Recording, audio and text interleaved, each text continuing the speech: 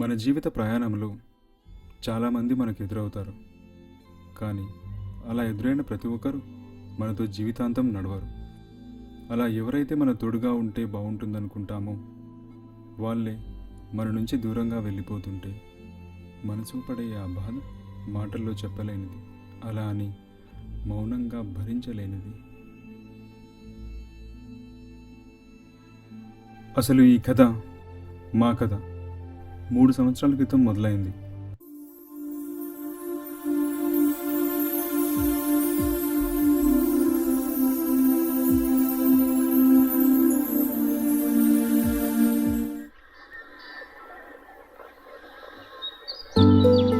సుకుమారికే సుకుమారమైన సుమనోహర పాదాలు, ఆ పాదాలని ముద్దాడుతూ పదే పదే నన్ను చూడు అంటూ సవడి చేస్తున్న పట్టీలు.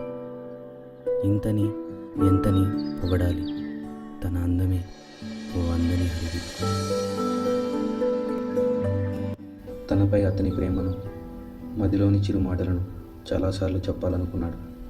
కానీ ప్రతిసారి మౌనం పెదాలను, తన అందం మాటలను గొంతు దాటి బయటికి రానివ్వకుండా చేసింది. తనని చాలా రోజుల నుంచి చూస్తున్నా. తనపై నా ప్రేమను, మదిలో దాగి ఉన్న చిరు మాటలను తనతో ఈరోజు ఎలాగైనా చెప్పాలి.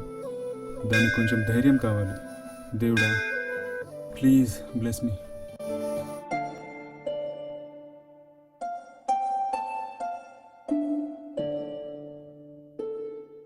ఇదో అమ్మాయి, ఒక్కసారి మనసిచ్చాక మళ్ళీ వెనక్కి తీసుకోవడాలు ఉండవు.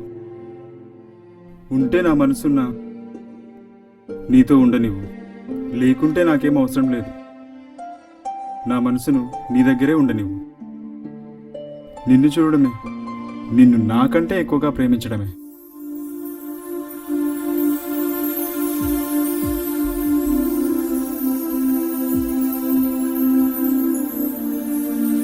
తన పేరు వర్ష. తను నన్ను వదిలి వెళ్ళిపోవడానికి, నేనిలా ఏడుస్తూ కూర్చోవడానికి కొన్ని నిమిషాలకు ముందు. కొన్నిసార్లు మనం మనకు నచ్చిన వాళ్ళ కోసం ఎదురు చూడాల్సి వస్తుంది.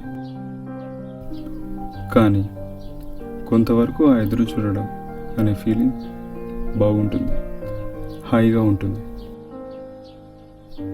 టైం చాలానే అయ్యింది, ఇంకా అతను రాలేదు. కొంచెం ఫ్రస్ట్రేషన్, మరి కొంచెం ఇరిటేషన్, కానీ అంతకు మించిన ప్రేమ. ఎదురుచూపు కూడా తన రూపంతో నిండిపోయింది.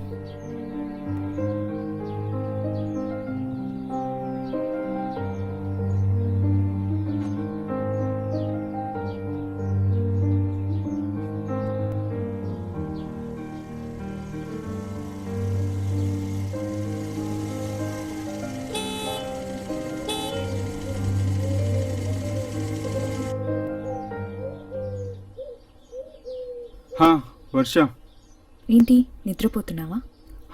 నువ్వెలాగో లేటుగా వస్తావని. సర్లే చెప్పు. అదేంటి, నువ్వే కదా ఇదే టైంకి 2 గంటల ముందు రమ్మన్నావు. ఓ, ఐ రిమెంబర్ నౌ. సరే, కాసేపు ఆ విషయాన్ని పక్కన పెట్టు. మనం ఎన్ని రోజుల నుంచి ప్రేమించుకుంటున్నాం? ఏమైంది ఇప్పుడు? ఏదో ఒకటైంది, కానీ చెప్పు, ఎన్ని రోజుల నుంచి ప్రేమించుకుంటున్నాం? ఐ థింక్ ఒక 3 years కదా. మరి ఎన్ని రోజుల నుంచి నేను చెప్పింది ఏదైనా చేశావా? ఏం చేయలేదు. ఏం చేశావు? నీకోసం పవన్ కళ్యాణ్ ఫ్యాన్ అని ఫస్ట్ షో టికెట్ తీసుకొచ్చాను. నీకు ఐస్ క్రీమ్ ఇష్టమని అర్ధరాత్రి గోడ దూకి మరీ తెచ్చాను. ఇంకేం చేయాలి? Shut up Ravi, I'm very serious. ఏంటి కామెడీగా ఉందా లైఫ్ అంటే? నేను మాట్లాడేది నీ జాబ్ గురించి, నీ కెరియర్ గురించి, లైఫ్లో సెటిల్మెంట్ గురించి. అరే, ఇప్పుడు ఏమైంది? చూడు రవి, నేనెప్పుడూ కోరుకునేది ఒకటే, నీకో చిన్న ఉద్యోగం. నా కోట్లేం అవసరం లేదు. ఉన్నదాంతో నువ్వు నన్ను సంతోషంగా చూసుకుంటే చాలు. ఇవన్నీ జరగాలంటే నువ్వు మా ఇంటికి రావాలి, మా ఇంట్లో వాళ్ళకి నచ్చాలి, వాళ్ళు ఒప్పుకోవాలి. అసలు నీకో ఉద్యోగం ఉండాలి. ఎప్పుడు అడిగినా ఇదిగో గూగుల్, అదిగో విప్రో, అదీ కాకపోతే టెక్ మహేంద్ర అంటావు. అసలు ఎప్పుడైనా ఒక్క ఇంటర్వ్యూకి వెళ్ళావా? ఇలా అయితే చాలా కష్టం రవి. ఉద్యోగాలు అయితే చాలానే ఉన్నాయి, కానీ నాకు నచ్చాలి కదా. కాల్ సెంటర్లో పనిచేస్తూ సాఫ్ట్వేర్ జాబ్ అని చెప్పడం నాకు ఇష్టం లేదు. ఓ క్రెడిట్ కార్డు తీసి ఈఎంఐలో నీ గిఫ్ట్ కొనిచ్చి దానికి ఈఎంఐ కట్టుకోలేక పడే నరకేతన నాకొద్దు. నాకు నచ్చిందే నేను చేస్తా.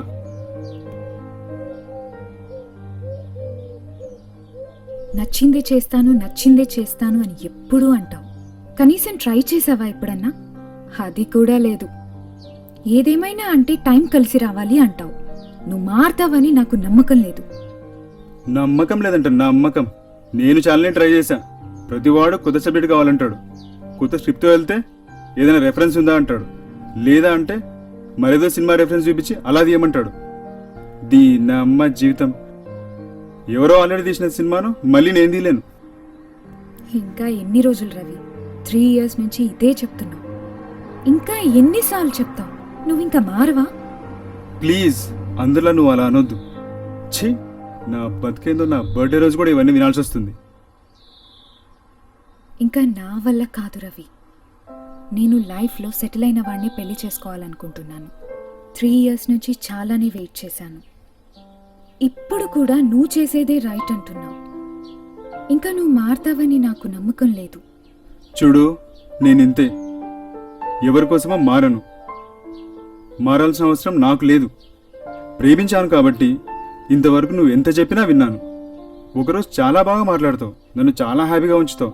మరుసటి రోజు మహాకాల్లా మారిపోతావు. ఇలాగైతే నాకు చాలా కష్టం. Okay, bye.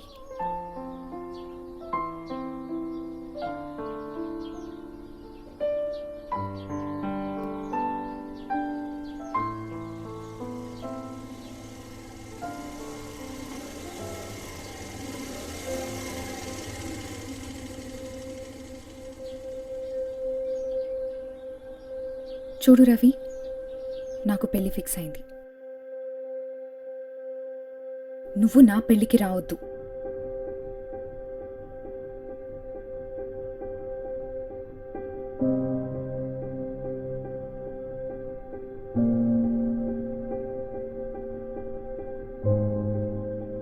ఇప్పుడు జరిగిందంతా కల, నిజమా? నిజమే. దానికి సాక్ష్యం నా కన్నీరే.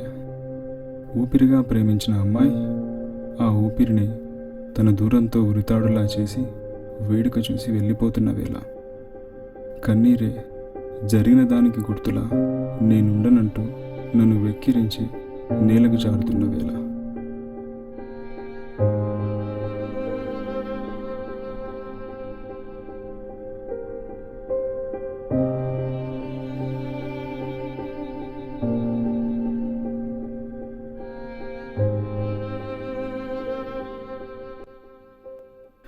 ఎందుకో నాకే తెలియకుండా నా ప్రాణం నన్ను వదిలి వెళ్ళిపోతున్నట్లుంది.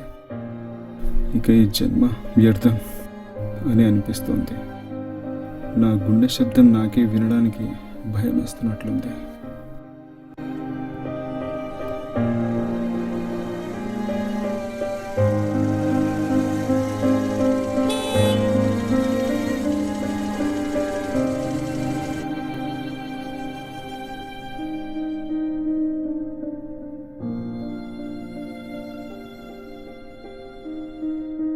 బాయ్ అన్నా, మళ్ళీ వచ్చా? నీకోసం రాలేదు, నా కార్డ్ కోసం వచ్చాను.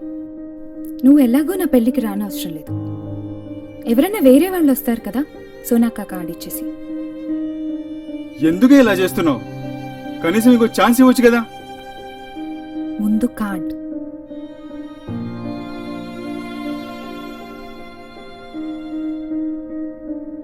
తీసుకో card.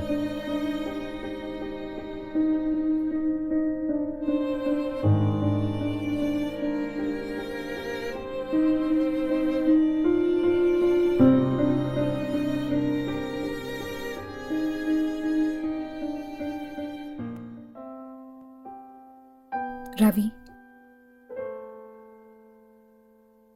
Happy birthday Ravi.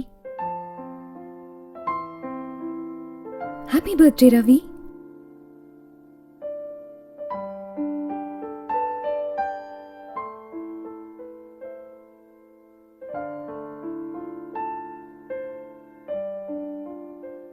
Ravi, ప్రేమించడం అంటే కలిసి నడవడం, కలిసి తిరగడం కాదు. నీతో పాటు నేనుండాలి. నీ ప్రతి అడుగులో తోడుగా నడవాలి.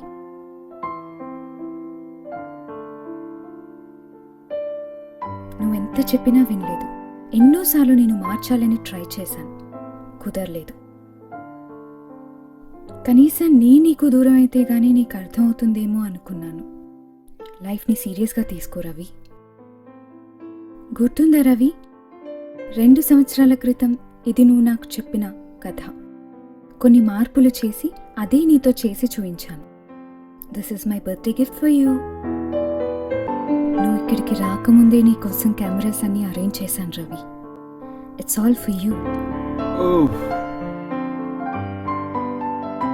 మరి ఆ వెడ్డింగ్ కార్డ్? అయ్యో, నీకు విషయం చెప్పాలి. నీకు నేనిచ్చింది ఎంప్టీ వెడ్డింగ్ కార్డ్. దాంట్లో ఎప్పటికైనా నా పేరు పక్కన నీ పేరే ఉంటుంది, ఇంకెవ్వరి పేరు ఉండదు.